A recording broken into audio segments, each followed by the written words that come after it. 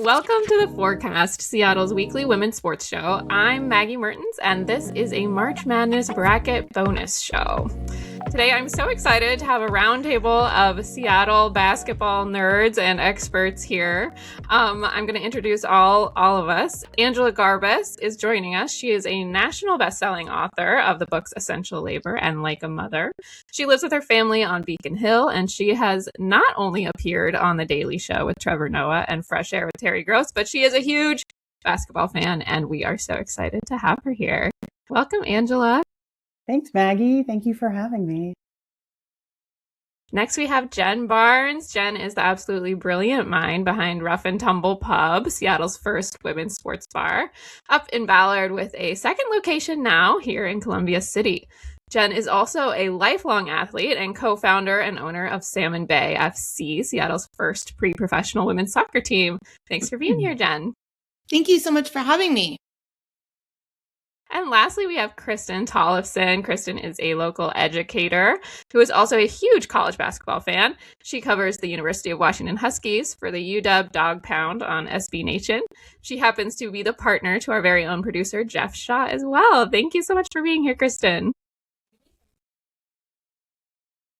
Amazing. Well, we are here to talk March Madness. I love March Madness because it gives everyone the opportunity to, skip their own work and become professional college basketball fans for a few weeks, which we all deserve. And so I do want to talk about, who we have going on in our brackets this week. Also talk about our local teams, the Huskies, who are, a 6 seed here. Do we want to start with maybe our top picks? Does anybody want to talk about who they think will actually win this tournament? Dun, dun, dun. I do think there's 4 very good number 1 seeds. And I don't see like a huge upset in the works. Does anybody think it might not be one of the number 1 seeds? Probably not, but I do love an upset. I mean, that's the thing about March Madness is it's literal madness. I mean, things happen especially for you. Yeah, yes, that's very true. But things happen in the bracket that nobody ever gets a perfect bracket, right? I mean, it's nearly impossible to do. And that's really saying something given how many people play this. And so, I think the upset stories and the Cinderella stories are genuinely the best part of the whole thing. I did some deep diving to see if there was any possible way that South Carolina and UCLA could play together. And there is one possible way they could. I think that would be an amazing matchup. Unlikely, but yes. Possible. And that's the thing. That's the thing that I think is so joyous about it, is just the possibility is legitimate. Yeah, and you have such a wide range of, who these teams are and what they're coming in, and it's only one game, right? Anything can happen in one game. Yeah. Okay, out of the number 1 picks, who do you guys have? I think it's probably the competition is between the 4 number 1 picks. I'm partial to UCLA. I think they did keep they maintained a lot of their players, so they have a veteran team. Love Hawkes so much. I think that probably any of their starting 5 could go to the WNBA. And then they have, Ledger Watson, who's the 6th woman, and she's also very good. She was over here at WSU for a bit. So I'm partial to UCLA, although I do think UConn has a good team as well. Yeah, UConn's pretty good. Undefeated. Pretty good. They have Azzy Flood too. I love her. Yeah. I mean, I do love her. Yeah. I feel a little bit to pick up on what Jen was saying. I was looking through it, and I'm not a college basketball expert, but I like to, become a crash course one, and I love to spend time deep diving in March Madness. That's the other thing that I love about it, because it makes it possible it's just an opportunity for literally anyone to engage with this stuff who maybe doesn't even pay that much attention to sports at all. It's a really fun social thing. And I think being able to pull people in, is what's exciting. But also when I look at this, like, I'm like, yeah, I'm pretty sure the number ones are going to most likely make it all the way. And in that sense, I don't want to say it's disappointing, but there's like, I was like going through and being like, I'm like focusing on 8s and 9s. Mm-hmm. I'm like, what are the upsets, right? Like that I can pick and where are these things? Like, but it's very hard for me to imagine UConn not winning. I also won my pool last year by picking UConn, and it was to me very old people page. And so as an old, I was like, versus Juju, the young. And I was feeling sad that Juju's, out this year. She'll obviously be back. Yeah, I mean, but with UConn, it's like they've had the same coach. There's like incredible coaching, but also like I hate voting for like long-standing institutions. But Sarah Strong is like so dominant, and she was in that final. She's so great. That final game really last good. year. Yeah. So, yeah, with a heavy heart. Yeah, I picked UConn, the number 1 overall seed. Yeah, they don't have Paige anymore, and they're somehow even better. I know. They're just like they're dominant. It's kind of wild. Although I will say, I kind of have a fondness for Texas. I feel like that team is like a little bit out of the blue. They've been building just sort of like quietly over in Texas, and then nobody else. They're outside of that kind of long term. Yeah, they did. Yeah, they did. Yeah. They beat UCLA too. They beat UCLA in November. So that's significant. Yeah. Mm-hmm. And it feels they're a team built on defense, which is really fun, right? Like it's fun to watch, when it's a barn burner and people are shooting, but when people are guarding in like full court, I love that. The chess match. Yeah. When it's just like, where nothing comes easy.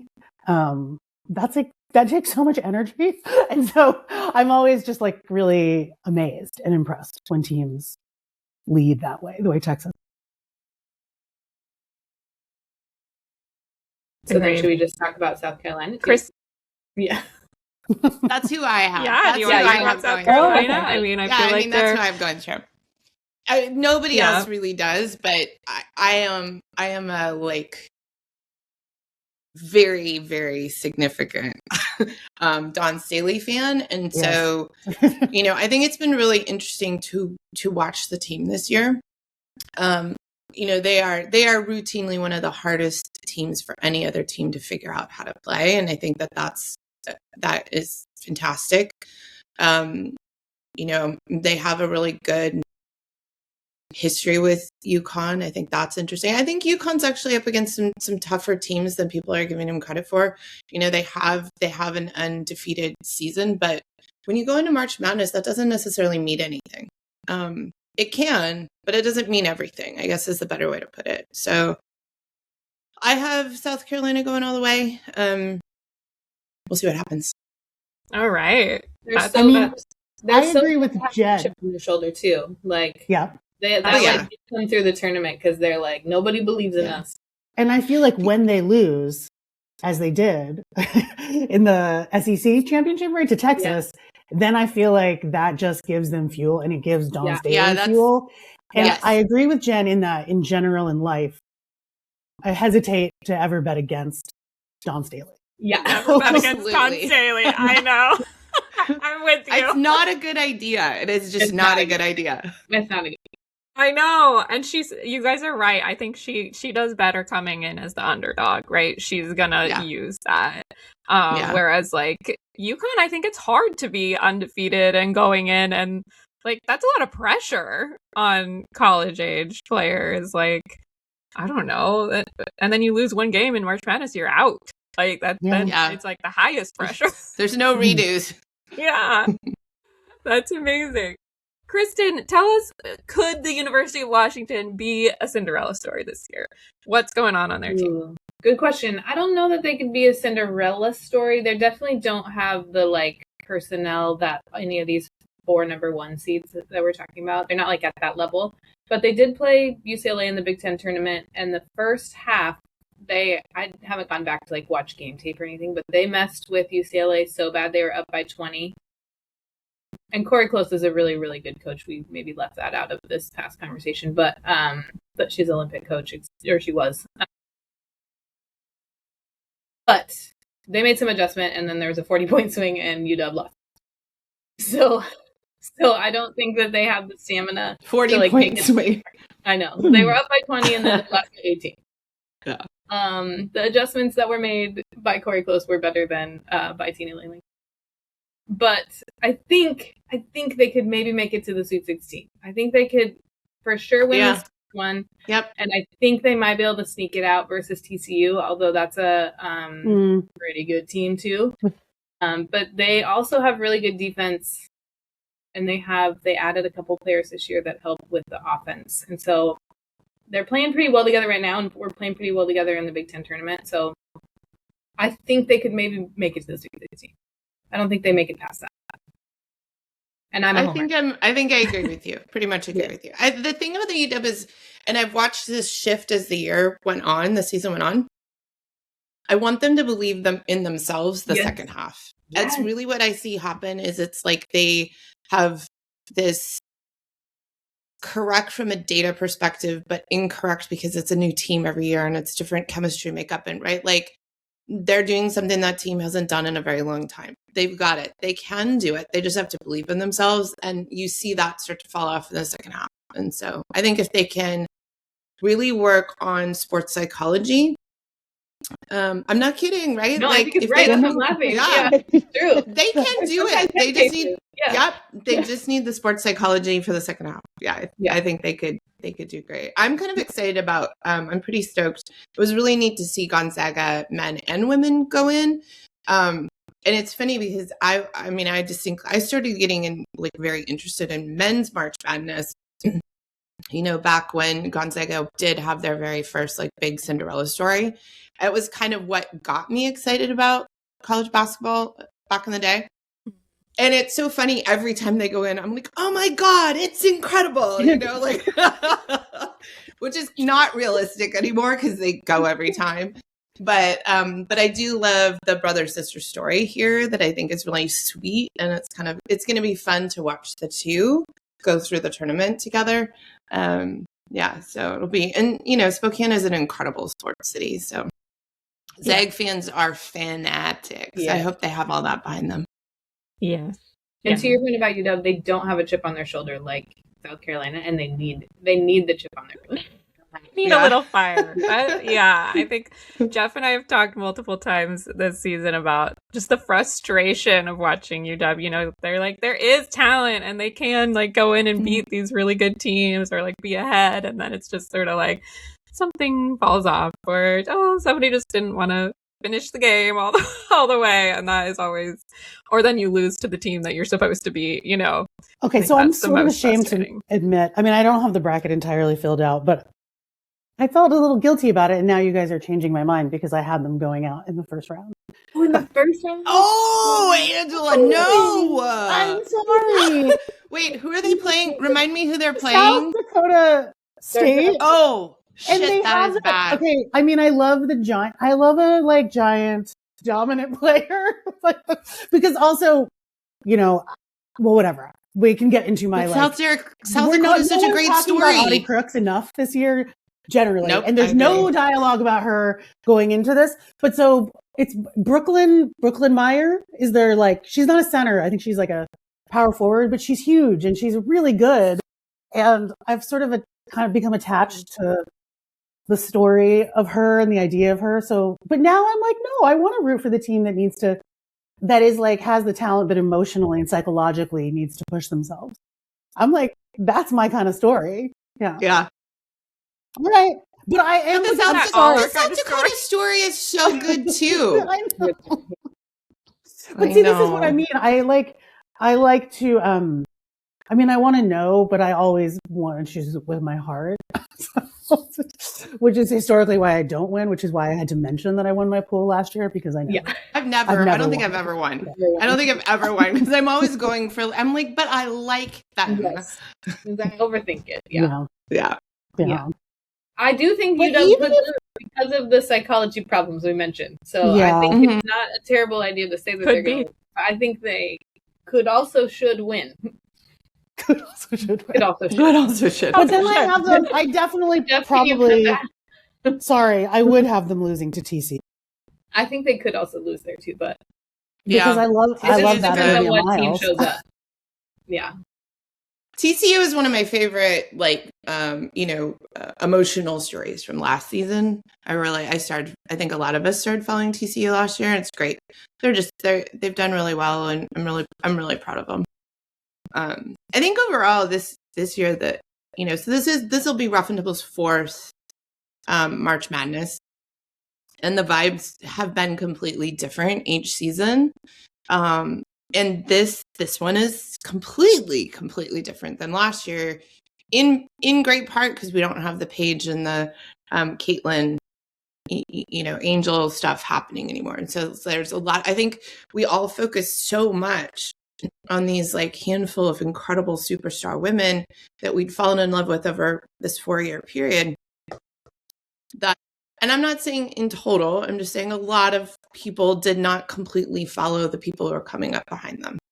And so I think this season has been a lot of us, and by us, I mean the collective we, learning who the teams are and really kind of learning them, they were kind of learning who they were too, because they had lost some of the superstar vibes. And so I think it's been sort of this entire season of figuring everything out. And so it's been really fun to see us all coming into March Madness with a lot of question marks. The fact that we are able to sit here and have this conversation about any of these possibilities outside of South Carolina and UConn is wild. That wouldn't have happened last year. And so the vibes are very different. It's going to be interesting. Absolutely, right. It's fun to see new teams become powerhouses and also challenge the old regimes, right? I think that's part of it's why great. You want to root against UConn. It's even though we love AZ Fun, I think it's also nice to be well, okay, you've done your thing. That's amazing. Another thing about Texas that I like. I think that most of their it's not like there's just one standout star, but they're sophomores, they're young. Mm-hmm. Yeah. It's fun. And it's fun to think, that people might stick around for a couple more years, and develop. I think that is really fun to see that. And Madison Booker is very fun to watch. Yeah. So fun. Oh, very fun. Yeah. Yeah. And she's, I think, a junior. I think she was a sophomore last year. Is that how that worked? I think you're right. I think she's a junior. Yeah. That's amazing. I have a random other team that I'm kind of obsessed with, which is Ohio State. Jelani Cambridge and the Cambridge sisters. There's a sister duo in the starting lineup, so I'm obsessed. And Jelani is one of those amazing, just puts up so many points. She has more than 6 games this season with more than 30 points. And she just has a beautiful 3-point shot and moves really amazingly. And then she and her sister work together. I love a sister duo on the floor. Does anybody else have a random one you're keeping your eye on just because you love it?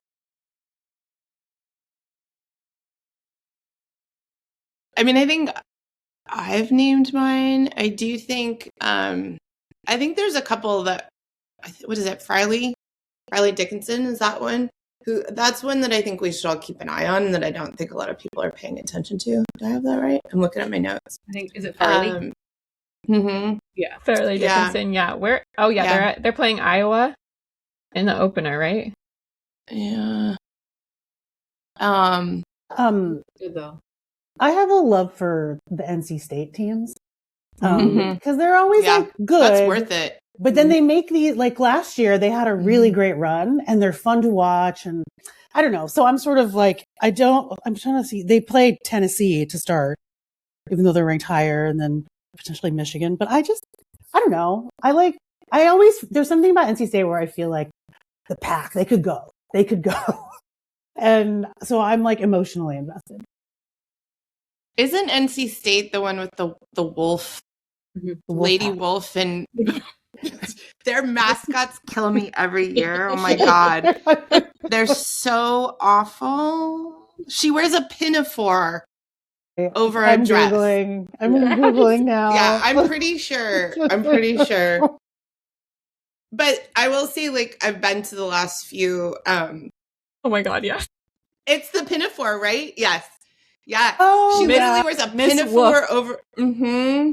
And they're misses. They're Mr. and Mrs. It's pretty funny. The band there is really great, though. Yeah. Jeff and I feel like they have a good culture. Yes. Yeah. They do. I totally agree with you, Angela. Yeah. Sorry, Kristen. Sorry, I'm sorry to read. We went and saw NC State, the men play, and the culture of basketball is just so different from on the West Coast. It's just all consuming. Yeah. It was really fun. I think Jeff and I also disagree about this, but I think that Michigan could do some damage. So I'm watching them. And I think probably any of the Big Ten teams could do some damage too. Yeah, and they don't, yeah. I mean, it's Michigan an interesting part of the bracket over there. To UConn, but they only lost by 3 points. Yes. Which, that's the only thing too. It's like when you go out after one game, it's like what's often lost is like, what happened, right? Like, how close was the game, right? Yeah. Or like, I always, it moves, and that's part of the madness. Like, everything moves so quickly. So we don't have a lot of time to dwell on.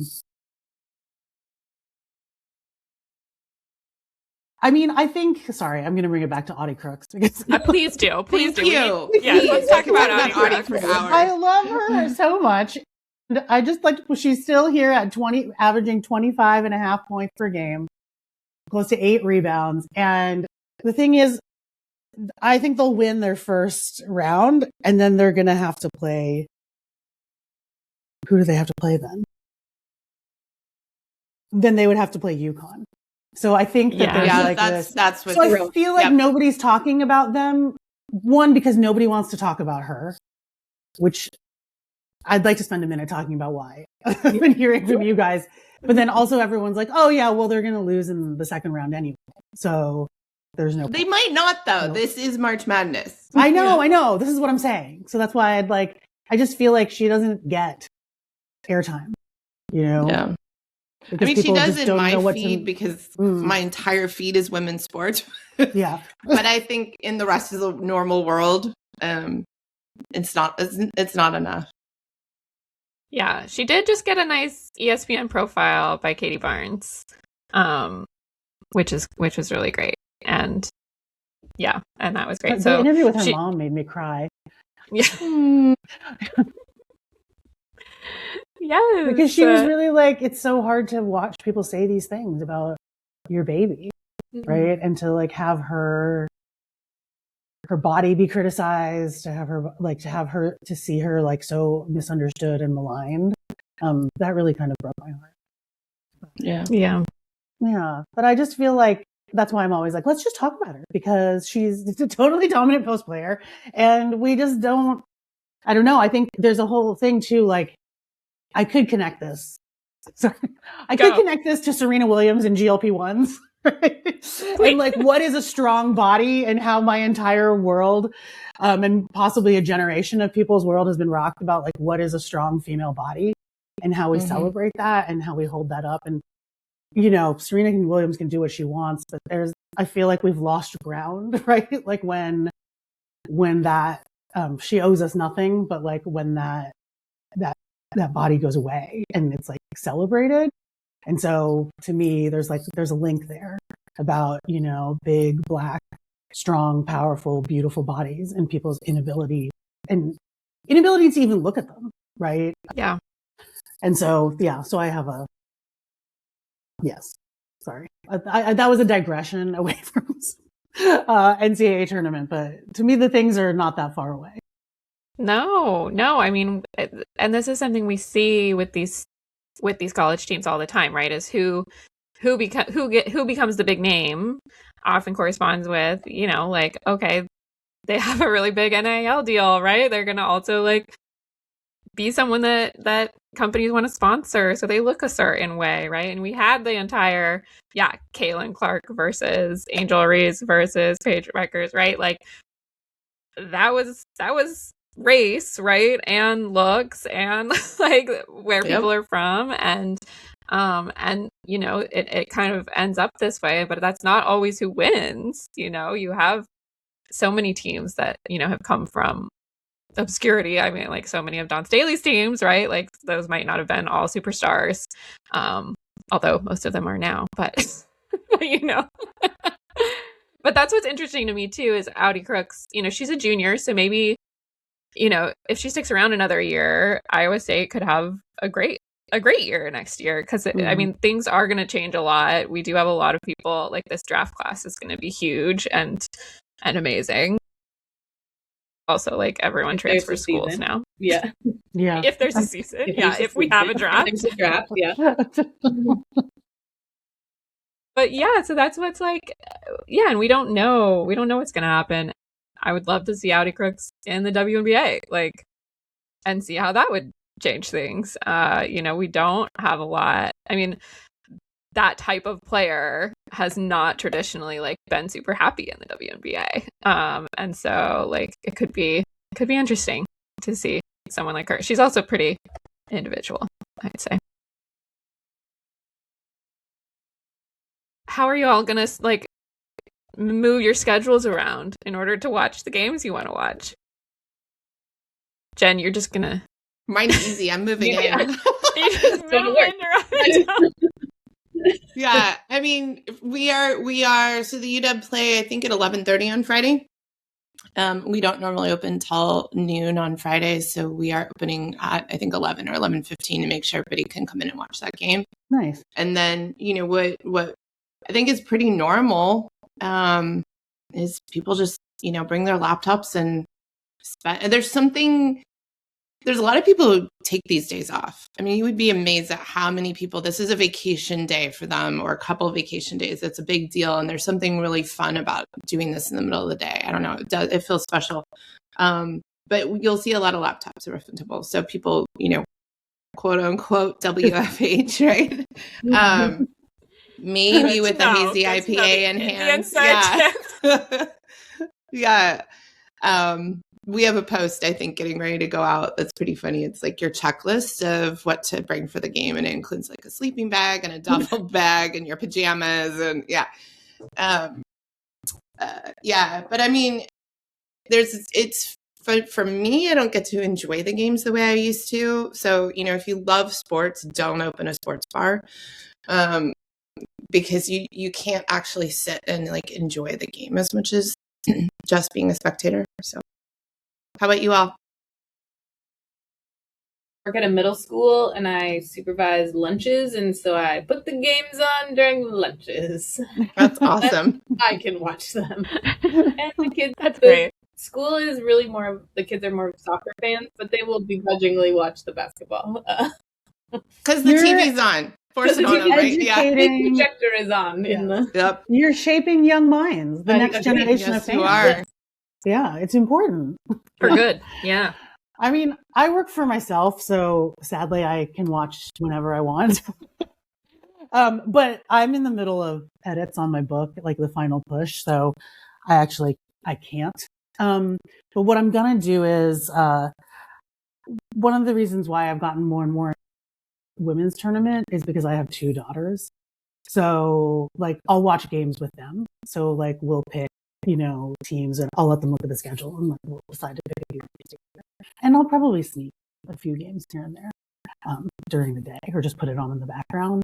But it's very fun to watch with them, and they fill out brackets. I was just laughing to myself about how my youngest, I think the first time she filled out a bracket, she was like 5 or 6, and she picked Drake to win everything because she was really into listening to Drake. And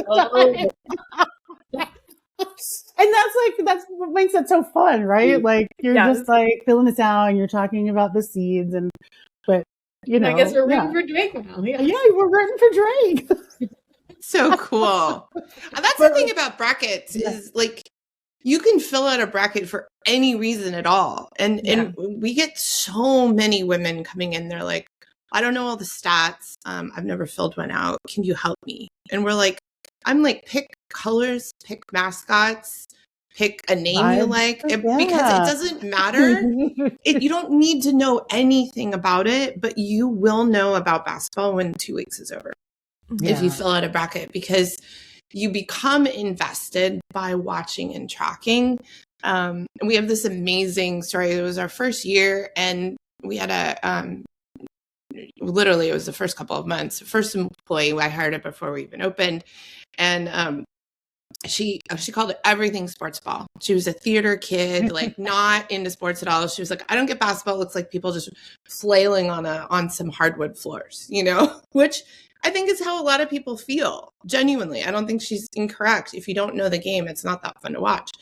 And I was like, dude, you got to fill out a bracket. And she did.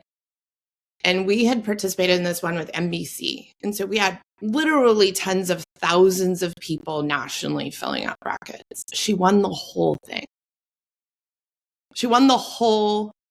Wow. And by the time those 2.5 weeks were over, she knew mascots, she knew players' names, she knew stats, she knew teams. She is now the most rabid Aces fan I know. Like, she is a massive WNBA fan. And that's in like a 2 to 3 year period. And that just is like, that goes to show you. And I was reading this morning, there's a really cool stat. I think in 2019, there was like, 340,000 people completed women's brackets. And last year, 5 million people completed brackets. This is across like Yahoo and ESPN or something like that, multiple platforms. But regardless, and that's just stuff that's online and tracked. Huge difference. So I can't wait to see what the stats are this year. But fill out brackets. It's so much fun. Yeah. I think it's just been amazing to see the growth of the tournament just in the last like 5 years, right? Actually being able to call it March Madness. It changed everything. How much that really did change things. And just be like having it be like put at the same level and like, okay, you can find both brackets right here. It used to be really hard. It used to be hard to find the women's bracket, right? To even fill it out, or it wasn't as big. It wasn't as interesting. The top, the 1 seeds were always, gonna be the last 4 teams. And, now I think it's grown so much, and it's almost hard to keep track of who all the superstars are and all the teams that might be, making an upset or any of that. So yeah, this has been really fun. It's great to hear all of the different perspectives too. Any last final thoughts, final predictions before we wrap up? The best post-high school basketball team in the city right now? We just throw some shade over there? Yeah. Go you done. All right. Anybody else? What do you think? Angela, do you think Iowa State's going to just upset UConn? Let's go. Audi Crooks. You know what? That's it. Yeah. Let's do it. That's a hot take, and I don't care about being wrong when it comes to sports. So I know, right? Yeah. I mean, it would be so fun. But it would be so fun. Yeah. I would rather go down knowing that I backed Audi Crooks. That's what I'm saying. No, I'm putting my money where my mouth is.